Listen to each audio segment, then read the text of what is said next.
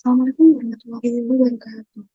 Sebelum itu, perkenalkan, nama saya Anggreni Sabita Cynthia Putri, bisa dipanggil Tia. Saya dari kelas Sistem Informasi A, Angkatan 2022, dengan NIM 2209116043. Di sini saya akan menjelaskan mengenai beberapa materi, yaitu yang pertama, ada pengertian algoritma serta manfaatnya, lalu ada contoh implementasinya, lalu ada struktur data, beserta manfaat dan implementasinya, kemudian ada definisi sequential, selection, dan looping. Lalu ada pengertian mengenai sequential search, binary search, serta contoh-contohnya. Kemudian ada definisi algoritma tree, beserta penjelasan cara AVL tree serta contohnya. Kemudian ada penjelasan binary search tree terkait cara kerja serta contohnya juga. Dan yang terakhir ada penjelasan binary heap terkait cara kerja serta contohnya. Baik, yang pertama saya akan menjelaskan mengenai pengertian algoritma. Algoritma adalah serangkaian instruksi yang terstruktur yang digunakan untuk memecahkan masalah atau menyelesaikan tugas. Algoritma ini berperan dalam komputer sebagai langkah awal dalam pengembangan perangkat lunak dan pemrograman. Kemudian ada sebelum menulis kode program algoritma, perlu yang namanya rancangan dan pengembangan untuk mencapai solusi yang diinginkan. Selanjutnya ada manfaat dari algoritma. Algoritma memiliki manfaat yang signifikan dalam berbagai bidang, termasuk teknologi informasi, ilmu komputer, dan kehidupan sehari-hari. Manfaat yang pertama yaitu sebagai pemecah masalah. Algoritma membantu dalam merancang solusi yang efektif untuk masalah yang kompleks. Kemudian ada pengembangan perangkat lunak. Nah, algoritma ini adalah fondasi dari pengembangan perangkat lunak. Kemudian yang ketiga adalah keamanan informasi. Algoritma juga digunakan dalam keamanan informasi seperti enkripsi dan dekripsi data. Lalu ada efektivitas riset. Algoritma membantu peneliti dalam merancang eksperimen dan analisis data. Kemudian yang terakhir ada pengembangan kecerdasan buatan. Algoritma ini merupakan bagian kunci dalam pengembangan kecerdasan buatan atau AI yang dapat belajar dari data dan melakukan tugas-tugas seperti pengenalan wajah, penerjemah otomatis, dan analisis prediktif.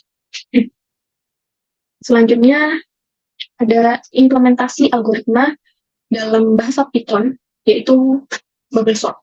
Dalam contoh implementasi bubble sort ini, pertama kita akan mendefinisikan sebuah fungsi bernama bubble sort yang menerima satu parameter yaitu R atau array yang akan digunakan untuk mengurutkan. Selanjutnya kita akan menggunakan panjang array dengan menggunakan fungsi len.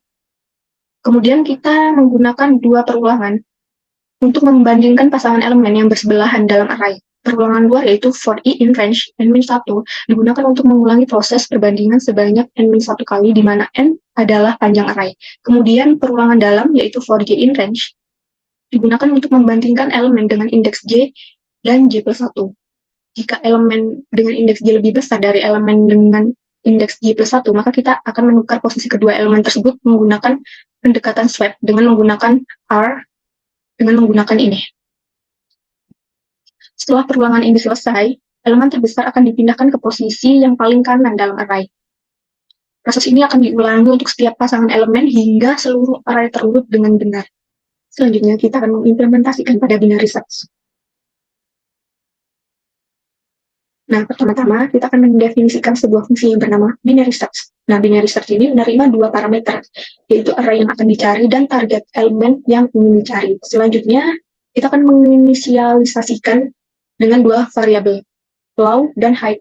Nah, variabel low ini menggunakan nilai 0, indeks yang paling kiri, dan variabel high dengan nilai panjang array dikurang 1, indeks yang paling kanan. Selama low kurang dari 1 atau sama dengan high, kita akan mengulangi langkah-langkah menghitung nilai tengah dengan menjumlahkan low dan high, kemudian dibagi dua. Nilai tengah yaitu mid. Lalu jika nilai array-nya atau mid-nya sama dengan target, maka yang kita temukan elemennya yang dicari akan mengembalikan nilai mid-nya. Jika nilai mid lebih kecil dari target, kita akan menggeser low dari low ke mid plus 1 untuk mencari di setengah kanan array. Begitu. Baik, selanjutnya saya akan menjelaskan tentang struktur data. Masih struktur data. Struktur data adalah cara menyusun dan mengorganisir data dalam komputer agar dapat diakses, dimanipulasi, dan digunakan secara efisien. Contoh struktur data yaitu linked list, tab, queue, tree, and graph. Linked list merupakan sebuah kumpulan elemen yang disusun dalam simpul-simpul terpisah yang saling terhubung. Lalu, stack merupakan struktur data LIFO atau last in first out, di mana elemen terakhir yang dimasukkan adalah elemen pertama yang akan dihapus. Kemudian ada the queue. The queue adalah struktur data FIFO atau first in first out, di mana elemen yang pertama yang akan dihapus. Kemudian ada tree.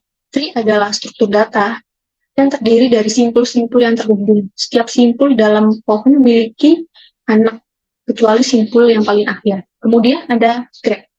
Graph merupakan kumpulan simpul dan sisi yang saling terhubung, yang digunakan untuk mempresentasikan hubungan antara entitas dalam bentuk jaringan atau relasi. Selanjutnya saya akan menjelaskan mengenai manfaat dari struktur data. Yang pertama yaitu penghematan memori. Struktur data yang efisien memungkinkan pengguna memori yang lebih hemat, misalnya menggunakan struktur data linked list yang dinamis dapat menghindari alokasi memori yang berlebihan pada awalnya. Kemudian ada penyederhanaan logika.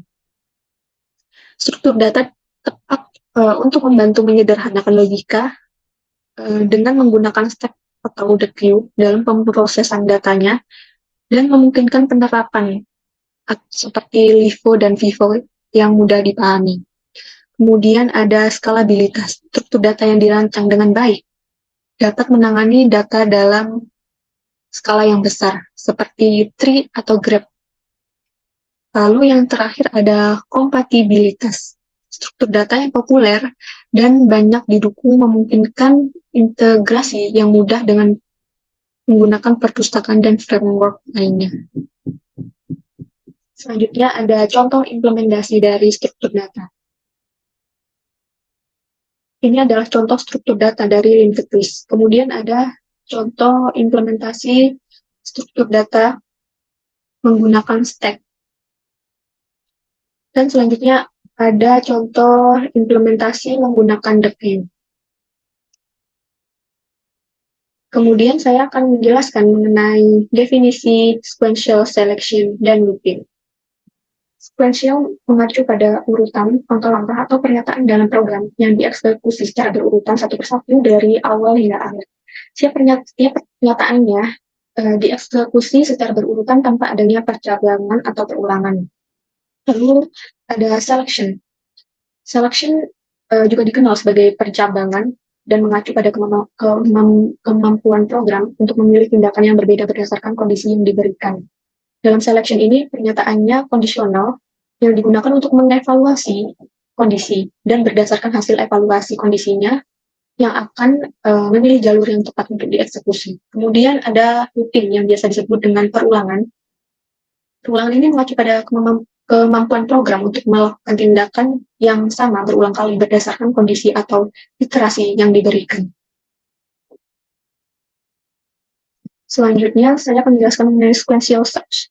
Sequential search ini adalah metode pencarian yang digunakan untuk mencari elemen tertentu dalam suatu data atau himpunan dengan cara memeriksa setiap elemen secara berurutan hingga elemen yang dicari ditemukan.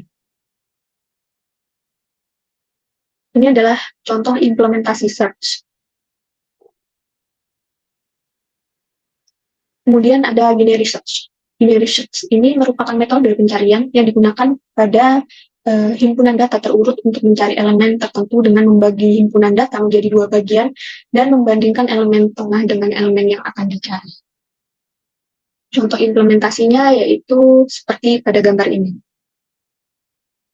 Yaitu saya akan menjelaskan mengenai pengertian algoritma tree. Algoritma tree merupakan langkah-langkah atau prosedur yang digunakan untuk memanipulasi atau memanfaatkan struktur data dalam bentuk pohon yang disebut sebagai tree. Tree merupakan struktur data yang terdiri dari simpul-simpul yang saling terhubung melalui busur atau iji. Setiap simpul dalam tree ini dapat memiliki anak-anak atau yang bisa disebut subtree yang terhubung ke simpul tersebut. Langkah selanjutnya yaitu saya akan menjelaskan mengenai cara kerja dan implementasi pada algoritma tree. Contoh studi kasus, misalkan kita memiliki urutan angka 4261357. Lalu kita akan menyisipkan elemen-elemen ini secara berurutan ke dalam AVL tree dan menjaga keseimbangan pohon. Langkah yang pertama yaitu kita menyisipkan angka 4. Lalu langkah kedua yaitu menyisipkan angka 2. Angka 2 akan menuju ke sebelah kiri karena angka 2 ini lebih kecil. Jika lebih kecil maka dia ke kiri, jika lebih besar maka dia akan ke kanan. Gitu. Lalu langkah ketiga, sisipkan angka 6. Angka 6 di sebelah kanan karena angka 6 lebih besar daripada si 2 ini. Kemudian angka 4 yaitu sisipkan angka 1. Angka 1 akan menuju ke sebelah kiri. Kemudian yang kelima yaitu sisipkan angka 3. Angka 3 akan menuju sebelah kanan. Menjadi anak angka 2 namun di sebelah kanan. Lalu langkah ke-6 yaitu sisipkan angka 5. Lalu langkah terakhir yaitu sisipkan angka 7. Nah, pada contoh ini, kita memasukkan angka-angka secara berurutan ke dalam AVL tree. Setiap kali dilakukan operasi penyisipan, pohon akan secara otomatis menjaga keseimbangan dengan melakukan rotasi yang diperlukan. Hasilnya adalah AVL tree yang seimbang di mana setiap simpul memiliki faktor keseimbangan yang memenuhi persyaratan. Kemudian saya akan menjelaskan mengenai binary substrate. Binary substrate atau BST adalah struktur data pohon yang memiliki sifat khusus. Pada BST ini, setiap simpulnya memiliki nilai yang lebih besar dari semua simpul di sebelah kirinya dan nilai yang lebih kecil dari semua simpul di sebelah kanannya. Binary search tree ini memungkinkan pencarian, penyisipan, dan penghapusan elemen dengan waktu eksekusi yang efisien. Kemudian ada cara kerja dari BST ini, yang pertama yaitu struktur data BST memastikan bahwa setiap simpulnya memiliki nilai yang lebih kecil dari semua simpul di sebelah kanan atau lebih besar dari semua simpul di sebelah kirinya. Kemudian yang kedua yaitu penyisipan nilai elemen akan dibandingkan dengan nilai simpul saat untuk menemukan posisi yang tepat. Kemudian yang ketiga adalah pada pencariannya akan dilakukan perbandingan nilai untuk melanjutkan pencarian ke sebelah kiri atau ke sebelah kanan. Kemudian ada contoh implementasi dari binary substrate. Tahap pertama yaitu contoh, ini ada kumpulan angka 8, 3, 10, 1, 6, 14, 4, 7, 13. Tahap pertama yaitu kita akan mengimpitkan nilai 8. Kemudian yang kedua yaitu kita akan mengimpitkan nilai 3. Sampai tahap terakhir. Ini adalah hasil dari binary search. Mereka akan otomatis mengurutkan sendiri. Selanjutnya saya akan menjelaskan mengenai binary heap.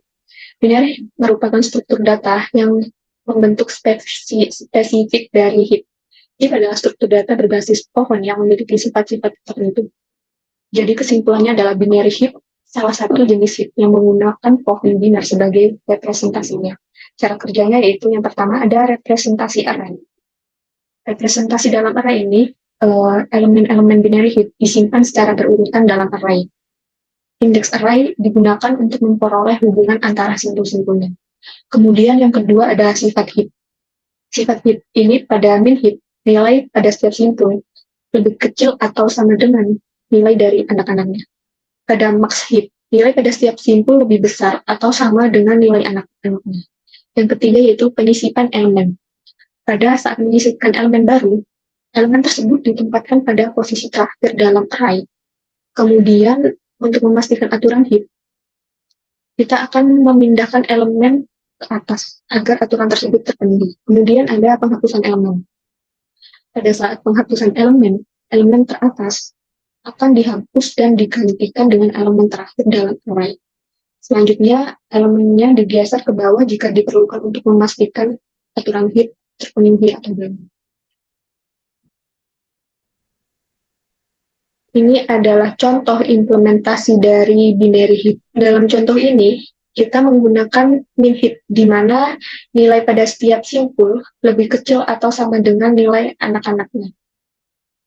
Binary heap ini memungkinkan operasi penyisipan dan penghapusan elemen dengan kompleksitas waktu yang efisien, yaitu 0. atau log n, di mana n adalah jumlah elemen dalam binary key. Sekian presentasi dari saya. Terima kasih. Assalamualaikum warahmatullahi wabarakatuh.